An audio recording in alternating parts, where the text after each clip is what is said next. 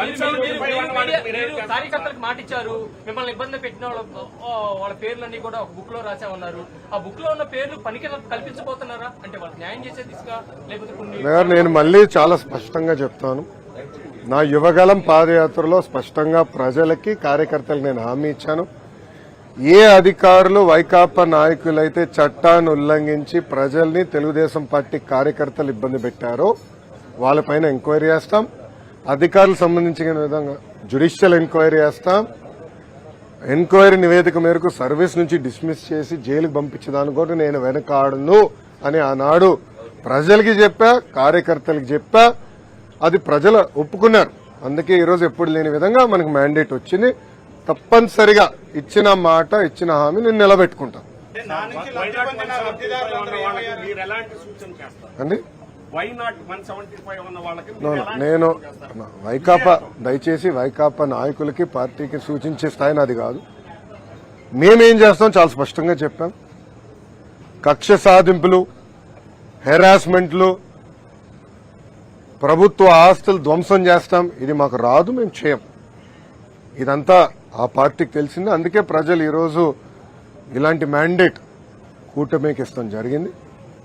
So మాకు ఇచ్చిన mandate నిలబెట్టుకోవాల్సిన అవసరం 3 పార్టీల పైన ఉన్నాయి. ఎందుకంటే ఆంధ్ర రాష్ట్ర చరిత్రలో ఎవరికి రాని మ్యాండేట్ మాకు వచ్చింది, ఎవరికి రాని మెజారిటీలు మాకు వచ్చినాయి. ఆ బాధ్యత మేము నిలబెట్టుకోవాలి. ఉందాతనంగా ప్రజలకి సేవ చేసే దిశగా మేము పనిచేస్తాం. ఇచ్చిన ప్రతి హామీ నిలబెట్టుకునే బాధ్యత మేము తీసుకుంటాం. రాష్ట్ర చరిత్రలోనే మొదటిసారి మీ కుటుంబ సభ్యుల్ని టార్గెట్ చేసి అవహేళన చేశారు. వారి విషయంలో మీరు ఎలా ముందుకెళ్లబోతున్నారు?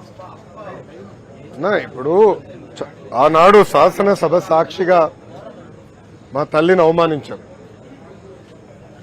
అది తట్టుకోలేక చంద్రబాబు నాయుడు గారు ఆనాడు శపథం కూడా చేశారు. మళ్ళీ ముఖ్యమంత్రిగా ఈ సభలో అడుగు పెడతానని ఆనాడు చెప్తాం జరిగింది. ప్రజలు అది గమనించారు. అందుకే ఇలాంటి మ్యాండేట్ మాకు ఇచ్చారు. మీరు ఈ ఎన్నికల ప్రచారంలో కానివ్వండి, గతంలో మేము అధికారంలో ఉన్నప్పుడు కానివ్వండి, ఎప్పుడు కుటుంబ సభ్యులు జోలికి వెళ్ళలేదు. వ్యక్తిగతంగా దొంగ కేసులు పెట్టి ఉన్న జైలుకు పంపించిన ఆలోచన మాకు గతంలో లేదు, ఇప్పుడు కూడా లేదు. ఏమైనా తప్పులు చేస్తుంటే చట్టాలు దాని పని చేసుకుంటూ వెళ్తాయి తప్ప మేము ఎక్కడ ప్రజల్ని ఇబ్బంది పెట్టాలనో వైకాపా నాయకులపైన కక్ష సాధింపు చేయాలనేది మా ఆలోచన కానే కాదు.